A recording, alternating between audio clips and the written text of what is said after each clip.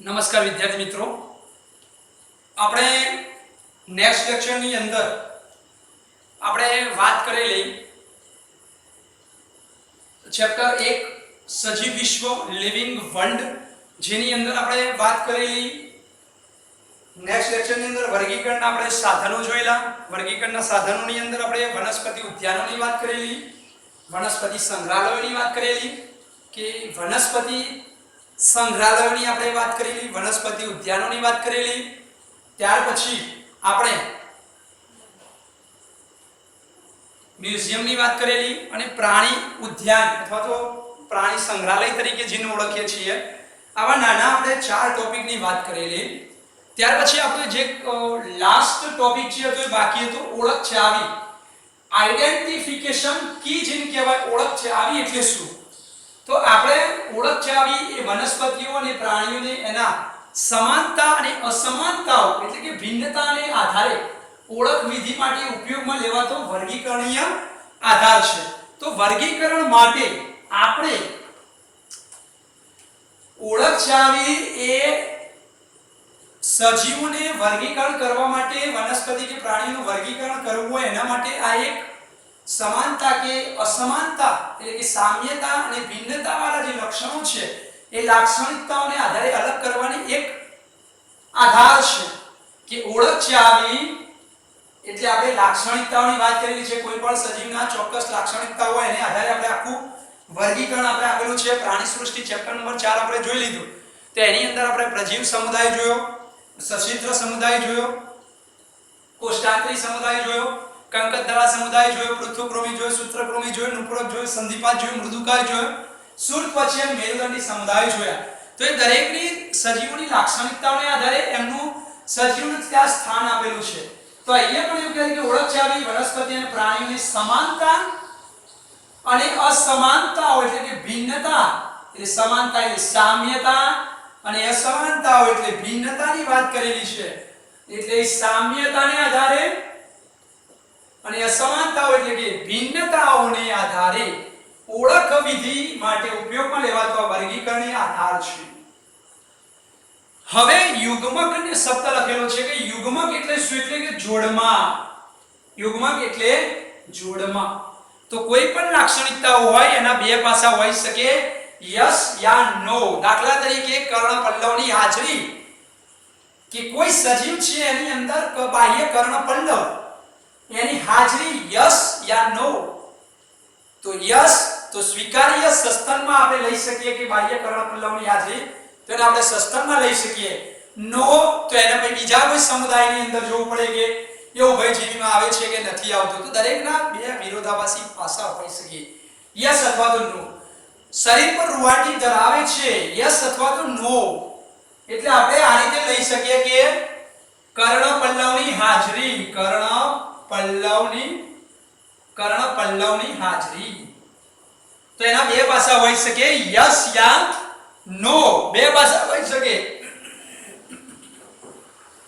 Yes કા તો નો, વિરોધાભાસી, હા અથવા તો ના. તો આ એક લાક્ષણિકતા થઈ કર્ણપલ્લવની હાજરી. જો યસ હોય તો એને આપણે સસ્તનમાં મૂકી શકીએ, નો હોય તો આપણે એના માટે બીજા લક્ષણો જોવા પડે અને બીજા અન્ય સમુદાય કે સરીસૃપ ઉભયજીવીની અંદર આપણે લઈ જવા પડે. એવી રીતે બીજું કેરેક્ટર કે શરીર પર રૂવાટી ધરાવે, યસ અથવા તો નો. તો યસ હોય તો સસ્તનમાં, નો હોય તો બીજામાં જવું પડે. એટલે પરસ્પર વિરોધાભાસી બે શબ્દો થયા. સ્તન ગ્રંથિઓ ધરાવે, સ્તન ગ્રંથિની હાજરી, યસ કા તો નો હોઈ શકે. યસ હોય તો આપણે સસ્તનમાં લઈએ, નો હોય તો એના બીજા લક્ષણોને આધારે બીજા સમુદાયની અંદર આપણે એને લઈ જવો પડશે. તો આવી લાક્ષણિકતાઓ, તો એની વાત કરી છે કે યુગ્મક, કે આપણે કોઈ પણ લાક્ષણિકતા હોય તો એના વિરોધાભાસી બે પાસા હોય, યસ કા તો નો હોય. યુગ્મક ઓળખ ચાવી સામાન્ય રીતે જોડમાં રહેલા વિરોધાભાસી લક્ષણોને આધારે, વિરોધાભાસી લક્ષણો આયા, વિરોધાભાસી લક્ષણોને આધારે આપવામાં આવે છે કે યસ કા તો નો, યસ કા તો નો, યસ કા તો નો. એવી રીતે આ પ્રાણીઓની વાત કરી, આપણે વનસ્પતિઓની વાત કરીએ તો દાખલા તરીકે શિરાવિન્યાસ આપણે શબ્દ લઈએ તો એની લાક્ષણિકતાઓ પણ બે હોઈ શકે. શિરાવિન્યાસની પણ લાક્ષણિકતાઓ બે હોય છે કે દાખલા તરીકે શિરાવિન્યાસ સમાંતર હોય, સમાંતર શિરાવિન્યાસ, યસ કાં તો નો. સમાંતર શિરાવિન્યાસ તો એના માટે આપણે બે પાસા હોઈ શકે, યસ કાં તો નો. જો યસ હોય, સમાંતર શિરાવિન્યાસ હોય તો આપણે જાણીએ છીએ કે એને સામો મૂકવાનો. એક દળીની અંદર આપણે મૂકી શકીએ છીએ કે ભાઈ એક દળી, તો સમાંતર શિરાવિન્યાસની વાત કરીએ તો એને યસ કીધું, તો યસ કહીશું તો એને આપણે સામો મૂક્યું સમાંતર શિરાવિન્યાસમાં. પણ નો કીધો તો મતલબ એનું બીજું કોઈ કેરેક્ટર હોઈ શકે, તો એને જોવું પડે કે ભાઈ સમાંતર નથી તો જાલાકાર છે. જાલાકાર છે તો એના પણ બે પાસા, યસ કાં તો નો. સ્વીકાર્ય કાં તો અસ્વીકાર્ય. જો સ્વીકાર્ય હોય તો જાલાકાર, તો એને દ્વિદળીમાં આપણે મૂકી શકીએ. નો હોય તો એને આપણે ફરીથી જોવું પડે, બીજા કેરેક્ટર સાથે એની સરખામણી કરવી પડે. તો એટલા માટે એવું કહે છે કે ઓળખ ચાવીની અંદર સામાન્ય રીતે જે પણ કોઈ લક્ષણ હોય, લાક્ષણિકતા હોય, વિરોધાભાસી લક્ષણને આધારે નક્કી કરવામાં આવે, યસ કાં તો નો ના આધારે. આવી બે વિરોધાભાસી વિકલ્પો વચ્ચેની પસંદગી રજૂ કરે છે યુગ્મકની અંદર, ચાવીની અંદર. તેથી એક વિકલ્પ સ્વીકાર્ય હોય, આપણે કીધું કે એક વિકલ્પ સ્વીકાર્ય હોય કે યસ કર્ણપલ્લવની હાજરી, યસ સસ્તનમાં, એક વિકલ્પ સ્વીકાર્ય થશે, બીજો વિકલ્પ અસ્વીકાર્ય બની. સ્વાભાવિક છે, બીજો વિકલ્પ તો અસ્વીકાર્ય બની. શરીર પર રૂવાટી યસ કાં તો યસ હોય તો બરાબર, યસ રૂવાટી નથી તો યસ જે છે અસ્વીકાર્ય બની. નો તો બીજા સમુદાયની અંદર જવું પડે. જેમ આપણે જોયું કે સમાંતર શિરાવિન્યાસ યસ તો સ્વીકાર્ય બને, નો તો અસ્વીકાર્ય બને, તો એને ફરીથી જોવું પડે. તો દરેકના બે પાસા થયા, બીજો વિકલ્પ અસ્વીકાર્ય બને. ચાવીમાં રહેલા દરેક જાહેર નિરૂપણને એ માર્ગદર્શિકા કહે છે. ચાવીની અંદર જેટલા પણ જે લક્ષણો આપેલા છે એ લક્ષણો આપણા માટે કેવા છે, એ માર્ગદર્શિકાનું કાર્ય કરે છે. ચાવીમાં રહેલા દરેક જાહેર નિરૂપણને, તે ચાવીઓની અંદર, ચાવી એટલે મતલબ લાક્ષણિકતાઓની જ વાત છે. કોઈ આની અંદર કોઈ વીઆઈપી નથી, પણ એક લાક્ષણિકતાઓ આપેલી છે. લાક્ષણિકતાઓને આધારે જ આપણે નક્કી કરીએ છીએ કે કયા વર્ગની અંદર કે કયા ગ્રુપની અંદર, કઈ કક્ષાની અંદર એ સજીવને મૂકવામાં આવશે, જાતિ, પ્રજાતિ, કુળ કે ગોત્રની અંદર મૂકવામાં આવે. એટલે એવું કહે છે કે ચાવીમાં રહેલા દરેક જે કેરેક્ટર છે, લાક્ષણિકતાઓ છે, દરેક એ જાહેર નિરૂપણને માર્ગદર્શિકા આપણને પૂરી પાડે છે. જુઓ અહીં સરસ લખ્યું છે કે કુળમાં લેવી, કોઈ સજીવને કે પ્રજાતિમાં લેવી કે જાતિઓ જેવી વર્ગીકરણ કક્ષાઓ માટેની ઓળખ વિધિના હેતુઓ, એ શું કરે છે, હેતુઓ માટે અલગ વર્ગીકરણ ચાવીઓ જરૂરી છે. બરાબર સમજો કે કુળ કે પ્રજાતિ કે જાતિની અંદર સજીવને ક્યાં મૂકવો, તો એ આપણે કઈ રીતે નક્કી કર્યું કે ભાઈ જાતિ, પ્રજાતિ, કુળ, ગોત્ર, વર્ગ, સમુદાય કે વિભાગ કે સૃષ્ટિ, તો કઈ રીતે લાક્ષણિકતાઓના આધારે. તો બરાબર સમજો કે લાક્ષણિકતાઓને આધારે આપણે નક્કી કર્યો. તો એ કુળ, પ્રજાતિ, જાતિઓ જેવી વર્ગીકરણ કક્ષાઓ માટેની ઓળખ વિધિના હેતુઓ માટે અલગ વર્ગીકરણ ચાવીઓ જરૂરી છે. દરેકના કોઈના કોઈ કેરેક્ટરો હોય, અલગ ચાવીઓ હોય. એટલે મતલબ શું, ચાવીઓ એટલે કી એટલે મતલબ શું, લાક્ષણિકતાઓ. દરેકની લાક્ષણિકતાઓ અલગ હોય. આપણે કેમ કહ્યું કે દાખલા કે સમાંતર શિરાવિન્યાસ, આપણે એવું કહ્યું કે એક દળીમાં કઈ સજીવોને મૂકવા, વનસ્પતિની વાત કરીએ આપણે તો દાખલા તરીકે એક દળીમાં કોને મુકાય કે દરેકની ચાવી અલગ છે.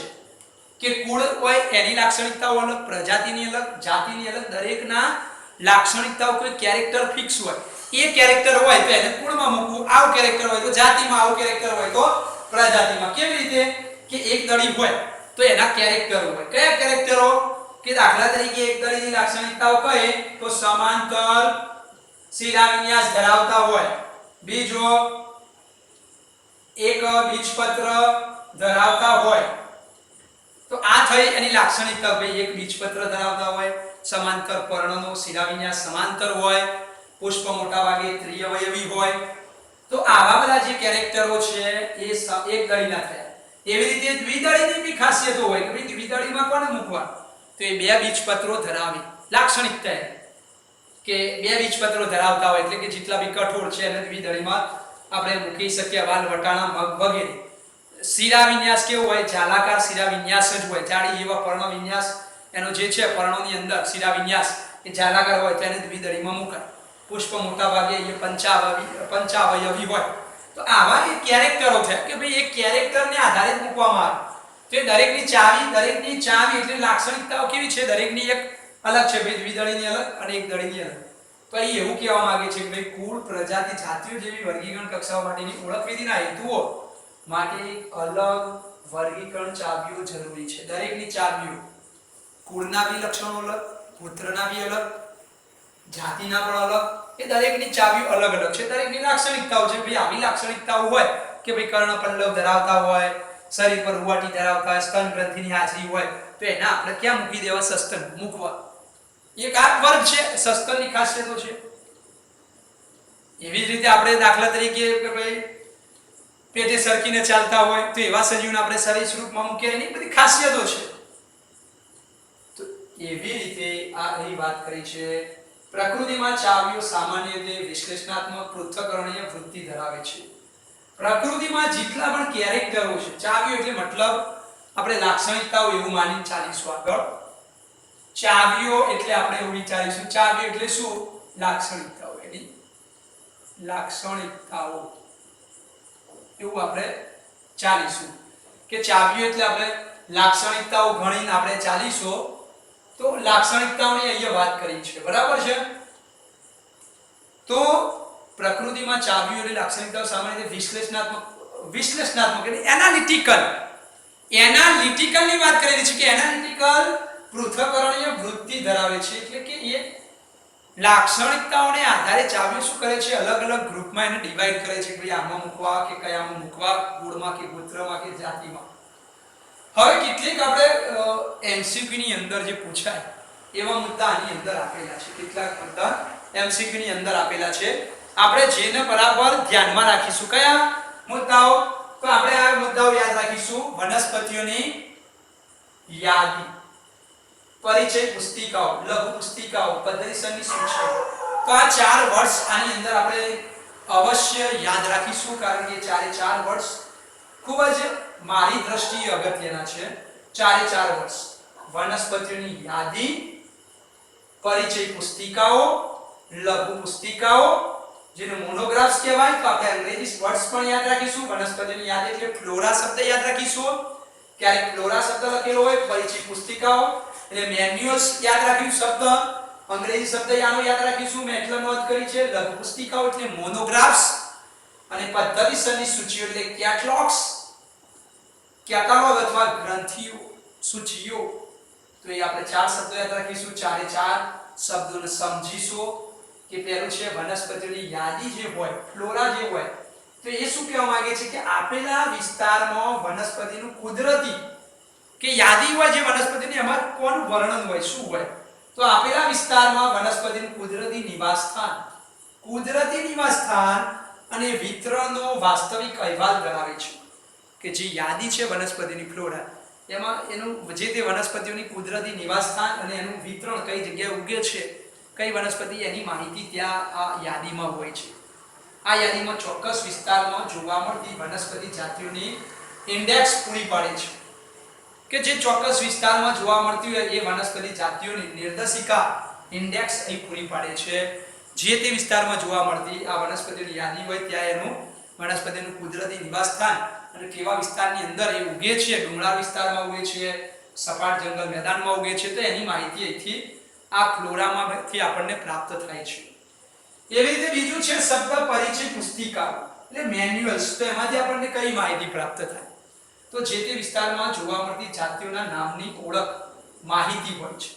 જે તે વિસ્તારમાં જોવા મળતી જાતિઓના નામની ઓળખ. તો આ મેન્યુઅલ જે બુક હોય એની અંદર જે તે વિસ્તારમાં જે જોવા મળતી હોય જાતિઓના નામની ઓળખ આપેલી હોય છે. જે તે વિસ્તારમાં જોવા મળતી હોય જાતિઓના નામની ઓળખ માહિતી પૂરી પાડતી આ પરિચય પુસ્તિકાની અંદર આપેલી હોય છે. તો આપણે આ વર્ષ પરફેક્ટ યાદ જ રાખવાનું થાય. ત્યાર પછી લઘુ પુસ્તિકાઓ, મોનોગ્રાફ્સ. તો એની અંદર શું હોય? નાની પુસ્તિકા હોય, લઘુ પુસ્તિકા, જેની અંદર તે કોઈ એક વર્ગકની માહિતી ધરાવે છે. કોઈ એક વર્ગકની ઇન્ફોર્મેશન તમારે જોઈતી હોય, દાખલા તરીકે ગોત્ર, તો ગોત્રની લાક્ષણિકતાઓ કેવી હોય, તો કોઈ મોનોગ્રાફ્સની અંદર એવું કહે છે, લઘુ પુસ્તિકાની અંદર દરેકે પર્ટિક્યુલર કોઈ ગોત્રની માહિતી તમને મળે, એક એક ગોત્ર એની અંદર માહિતી હોય કે દાખલા તરીકે કોઈ એક ગોત્ર વર્ગકની આપેલી છે કે ભાઈ કોઈ એક વર્ગકની માહિતી ધરાવે, દાખલા તરીકે ગોત્ર, તો ગોત્રની લાક્ષણિકતાઓ બધી એની અંદર આપેલી હોય, એવી રીતે કોઈક કુળની માહિતી આપેલી હોય, કોઈ પ્રજાતિની માહિતી આપેલી હોય, તો ફક્ત કોઈ એક વર્ગકની માહિતી જોઈતી હોય તો આ આવી લઘુ પુસ્તિકા દ્વારા આપણને પ્રાપ્ત થાય છે. ત્યાર પછી પદ્ધતિસરની સૂચિઓ છે, કેટાલોગ જેને કહેવાય, ગ્રંથ સૂચિઓ કહેવાય, તે સજીવના વર્ગીકરણ પદ્ધતિસરના સ્થાન સૂચિઓ છે કે કયો સજીવ વર્ગીકરણની અંદર ક્યાં સ્થાન પામેલો છે, કયો સજીવ કઈ જગ્યાએ સ્થાન પામેલો છે, જાતિની અંદર સ્થાન પામેલો છે, કે જાતિની અંદર છે, પ્રજાતિમાં એનું સ્થાન છે, કે વર્ગની અંદર સ્થાન છે, કે વિભાગની અંદર સ્થાન છે, કે સૃષ્ટિમાં સ્થાન છે, એ દર્શાવે છે, આપણો કેટેલોગ દર્શાવે છે. તો આ રીતે આપણો ઓળખ ચાવી વાળો જે મુદ્દો છે યાદ કરીશું. એની અંદર મહત્વની વસ્તુ આટલી જ યાદ રાખવાની કે વિરોધાભાસી લક્ષણોને આધારે, જોડમાં લક્ષણોને આધારે સ્વીકાર્ય અસ્વીકાર્ય બને. કોઈ એક કેરેક્ટર હોય એના બે પાસા હોય, યસ કાં તો નો, એવા બે પાસા હોઈ શકે, એ રીતે આપણે યાદ રાખીશું. સ્વીકાર્ય યસ અને અસ્વીકાર્ય નો, તો એક સ્વીકાર્ય થશે, બીજો અસ્વીકાર્ય થાય, અને એ લક્ષણોને આધારે આખા આપણે કુળમાં કયા સજીવને મૂકવી, પ્રજાતિમાં મૂકવા કે જાતિમાં મૂકવા, એ આપણે ચાવીઓને આધારે એટલે લાક્ષણિકતાઓ આધારે નક્કી કરીએ છીએ. ના મહત્વના ચાર મુદ્દા યાદ રાખવાનું કે ફ્લોરા, મેન્યુઅલ્સ, મોનોગ્રાફ્સ અને કેટલોગ્સ એ શું છે.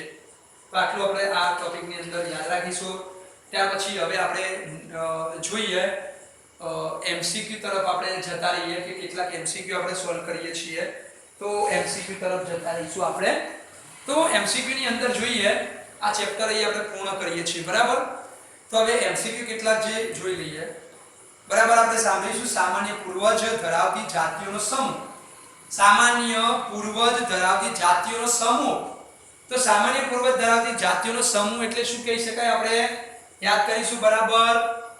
તો સામાન્ય પૂર્વજ ધરાવતો જાતિઓના સમૂહને આપણે શું કહેતા હતા, તો સામાન્ય પૂર્વજ ધરાવતો જાતિઓના સમૂહને આપણે શું કહેવાય, શ્રેણી કહેવાય, જાતિ કહેવાય, કુળ કે પ્રજાતિ. તો આપણે એને શું કહીશું કે સામાન્ય પૂર્વજ ધરાવતી જાતિઓનો સમૂહ, જાતિઓ ભેગી થાય એટલે શું બનાવે, પ્રજાતિ બનાવે છે.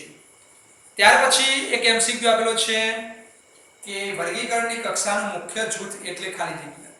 વર્ગીકરણની કક્ષાનું મુખ્ય જૂથ કયું છે, મુખ્ય જૂથ સૃષ્ટિ છે, જાતિ છે, વર્ગ છે, તો કયું મુખ્ય જૂથ આવશે. તો આપણે જાણીએ છીએ કે વર્ગીકરણની કક્ષાનું મેઇન જૂથ કયું આવશે, વર્ગ.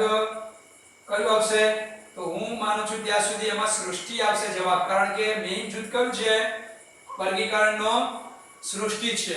તો આપણે એ પણ યાદ રાખીશું કે વર્ગીકરણનો મેઇન જૂથ કયો, વર્ગ, શ્રેણી, ગોત્ર, કુળ એવું લખેલું હોય તો આપણે મેઇન જૂથ યાદ રાખવાનું કયો, વર્ગીકરણનો.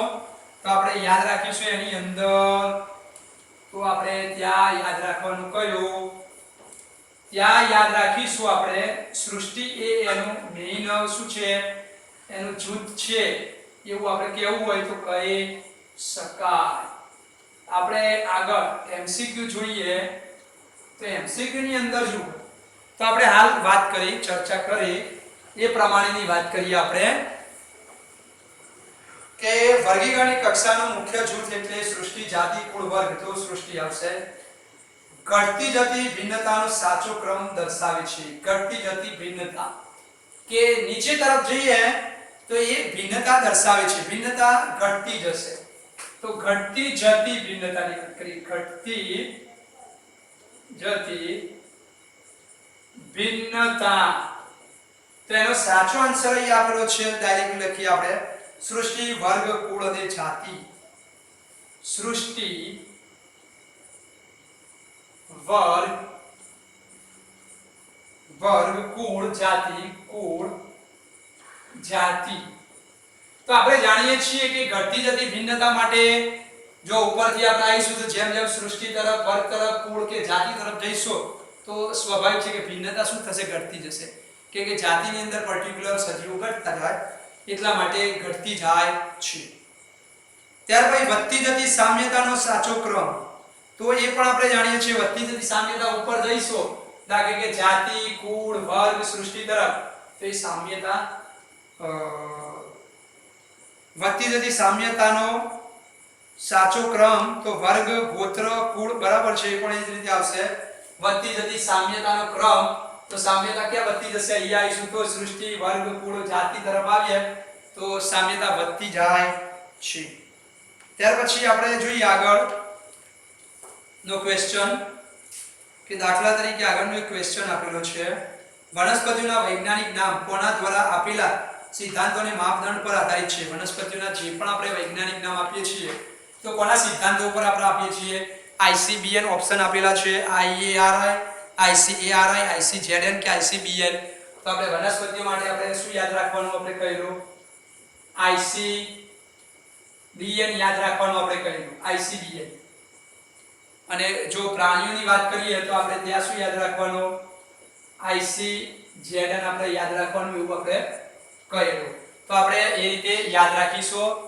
કે ICBN અને ICZN એટલે કે વનસ્પતિઓ માટેની વાત કરી હોય તો આપણે ત્યાં તરત આપણે કહેલું કે વનસ્પતિઓ માટે ICBN અને પ્રાણીઓ માટે ICZN આપણે યાદ રાખીશું બરાબર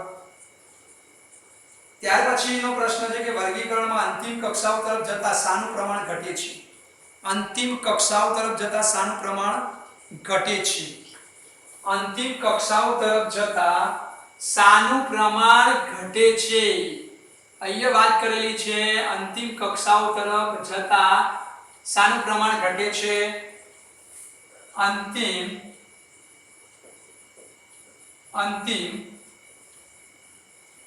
કક્ષાઓ તરફ જતા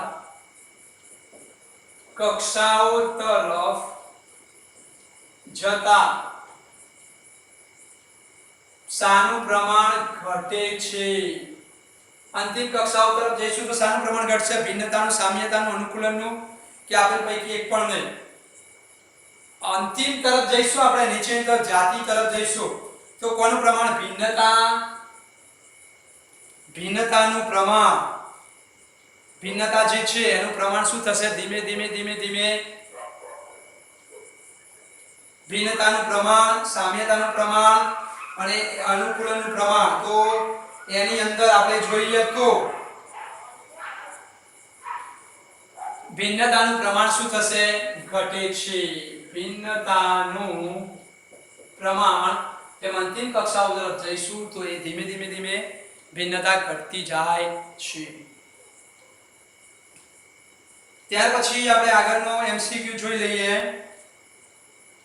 કે ICBN નું સંપૂર્ણ નામ ICBN તો આપણે જાણીએ છીએ કે international code for botanical nomenclature કહેવાય international code for botanical nomenclature અને જો પ્રાણીઓનું હોય તો ઇન્ટરનેશનલ પ્રાણીઓ માટે આપણે ખાલી જ્યારની જગ્યાએ ઝૂલોજિકલ શબ્દ આપણે વાપરીએ છીએ તો international code four zoological nomenclature કહેવાય બરાબર છે ત્યાર પછી નમૂનાને બરણીમાં જાળવવા માટે વપરાતું દ્રાવણ કયું છે નમૂનાઓને આપણે જે બરણીમાં ભરવામાં આવે તો એના માટે સાચવવામાં આવતું દ્રાવણ કયું તો અહીંયા લખેલું છે કે ભાઈ સંગ્રાહક દ્રાવણ અભિરંજક દ્રાવણ વિશિષ્ટ રસાયણ કે ઉત્સેચક તો આપણે જાણીએ છીએ નમૂનાઓને સાચવવા માટે આપણે શાનો ઉપયોગ કરીએ છીએ સંગ્રાહક દ્રાવણનો ઉપયોગ થાય છે તો સંગ્રાહક દ્રાવણનો ત્યાં ઉપયોગ થાય મોટા કદના પ્રાણીઓના મૃતદેહો જાળવવાની પદ્ધતિ કઈ છે મોટા કદના એટલે આપણે પેલા મ્યુઝિયમ ની અંદર કહેલું કે પક્ષીઓને સસ્તન કદના જે પ્રાણીઓ છે એમને સાચવવા માટેની પદ્ધતિ કઈ તો આપણે કઈ પદ્ધતિ કહેલી સ્ટફિંગ પદ્ધતિની વાત કરેલી આપણે સ્ટફિંગ પદ્ધતિની આપણે વાત કરેલી તો આપણે એ પણ યાદ રાખીશું સ્ટફિંગ પદ્ધતિ ત્યાર પછી આગળ વધીએ આપણે વૃદ્ધિના કયા માપદંડ આધારે નિર્જીવ વસ્તુઓ પણ વૃદ્ધિની વ્યાખ્યામાં આવે કયા માપદંડને આધારે વૃદ્ધિના કયા માપદંડને આધારે નિર્જીવ વસ્તુઓ પણ વૃદ્ધિની વ્યાખ્યામાં સંખ્યામાં વધારો કદમાં વધારો, વિભાજનમાં વધારો, ઘસારામાં વધારો. તો કદમાં વધારો આપણે રેતીના ઢગલાની વાત કરેલી કે રેતીના ઢગલામાં કદમાં વધારો થાય તો એને પણ આપણે વૃદ્ધિ કહી શકાય. તો એ પણ જોઈ લઈશું આપણે. લિનિયસના પ્રકાશનના શીર્ષક તરીકે કયા શબ્દનું નામ આપેલું? લિનિયસે જે પ્રકાશન જે બહાર પાડ્યું એનું નામ આપણે શું આપેલું? તો સિસ્ટેમા નેચુરી શબ્દ આપણે શીર્ષક તરીકે એને આપેલું. અસંગત શબ્દ અલગ તારવો. પેન્થેરા, સોલેનમ, ટ્યુબરોઝમ અને મંજીફેરા. તો અસંગત કયો છે? પેન્થેરા આપણે જાણીએ છીએ પ્રજાતિ છે. સોલેનમ એ પણ કેવી છે? પ્રજાતિ છે. મંજીફેરા એ પણ કેવી છે? પ્રજાતિ છે. પણ ટ્યુબરોઝમ એ કેવી છે? જાતિ છે. એટલે ટ્યુબરોઝમ એ અલગ પડતો શબ્દ છે. બટાકા, રીંગણ, પીલુડી કઈ પ્રજાતિમાં સમાવિષ્ટ છે? બટાકા, રીંગણ, પીલુડી કઈ પ્રજાતિમાં? તો ટ્રેટિકમ, મેન્જીફેરા, હેલિયન્થસ કે સોલિનમ? તો બટાકા, રીંગણ ને બધા શાની અંદર આવશે? સોલિનમ ની અંદર આવશે. તો આપણે એ પણ યાદ રાખીશું, સોલિનમ. નીચેના પૈકી કઈ વનસ્પતિ સોલિનેસી કુળની નથી? ધતુરો, રીંગણ, પીટુનિયા કે ઘઉં? તો આપણે જાણીએ છીએ કે ઘઉં જે છે એ એની અંદર આવતી નથી. અસંગત શબ્દ છે. વાનર, ગોરિલા, ગિબનનો સમાવેશ કયા ગોત્રમાં કરવામાં આવે? વાનર, ગોરિલા, ગિબન વગેરેનો આપણે કયા ગોત્રની અંદર સમાવેશ કરેલો? તો એ પણ આપણે યાદ કરી લઈશું કે એનો ગોત્ર કયું હતું? તો આપણે જાણીએ છીએ કે એનું ગોત્ર કયું હતું?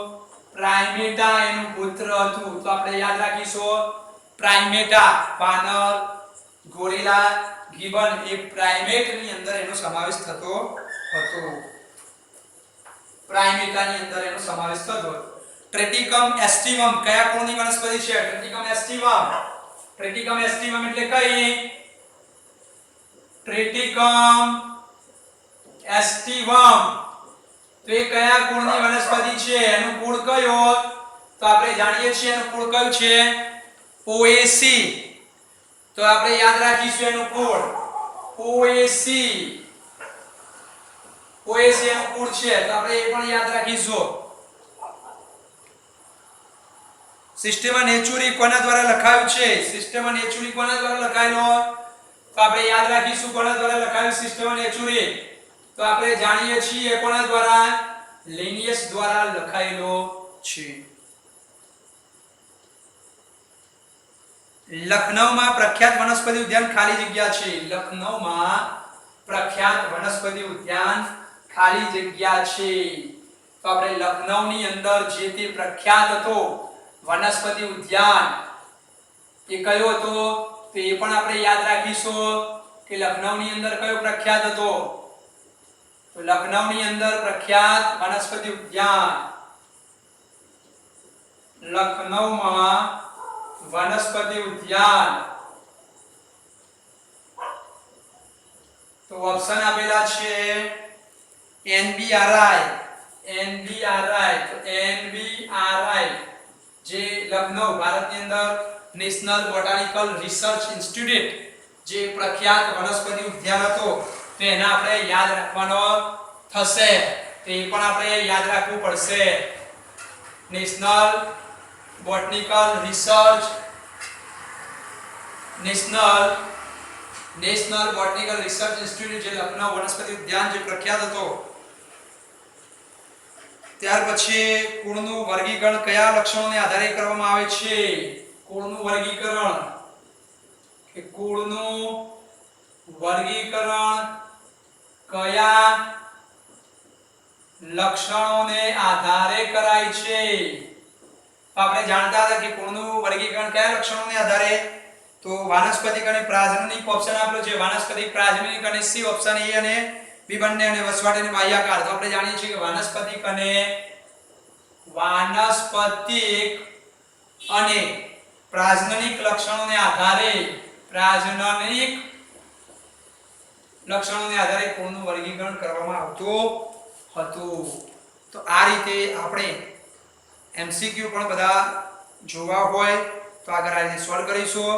નીટ 2016 માં પૂછાઈ ગયેલું કે અર્બેનિયમ શીટના લેબલ કઈ માહિતી સૂચવતા નથી. જો MCQ એ 2016 ની અંદર નીટમાં પૂછાઈ ગયેલું છે. 2016 માં પ્રશ્ન આવો પૂછાઈ ગયેલો કે હર્બેરિયમ શીટના લેબલ હર્બેરિયમ શીટની વાત કરેલી છે શીટના લેબલમાં કઈ માહિતી સૂચવતા નથી કઈ માહિતી સૂચવતા નથી કે હર્બેરિયમ શીટ ઉપર લેબલમાં કઈ માહિતી હોતી નથી તો નમૂનો એકત્ર કરનારનું નામ નમૂનો એકત્ર કરનારનું નામ તો હોય જ છે બીજો ઓપ્શન હતો સ્થાનિક નામ તો આપણે જાણીએ છીએ કે એનું સ્થાનિક નામ પણ હોય છે ત્રીજો ઓપ્શન છે નમૂનો એકત્ર કરવાની તારીખ એ પણ હોય છે ચોથો ઓપ્શન વનસ્પતિની ઊંચાઈ તો આપણે જાણીએ છીએ કે હર્બેરિયમ શીટ ઉપર એકત્રિત કરનારનું નામ પણ હોય સ્થાનિક નામ હોય તારીખ હોય વૈજ્ઞાનિક નામ જીવશાસ્ત્રીય નામ પણ હોય અંગ્રેજી નામ પણ હોય પણ વનસ્પતિની એકત્ર કરનારનું નામ એની જગ્યા પણ હોય છે વનસ્પતિની ઊંચાઈ હોતી નથી એટલે આપણો આન્સર આવશે કે વનસ્પતિની ઊંચાઈ હર્બેરિયમ શીટમાં હોતી નથી તો આ રીતે આપણે એમસીક્યુ બધા સોલ્વ કરીશું આટલા આપણે અટકીશું અને નેક્સ્ટ લેક્ચરની અંદર આપણે બીજું જે ચેપ્ટર છે આપણું બાયોલોજિકલ ક્લાસિફિકેશન જૈવિક વર્ગીકરણ એની આપણે ચર્ચા કરીશું ઓકે થેન્ક યુ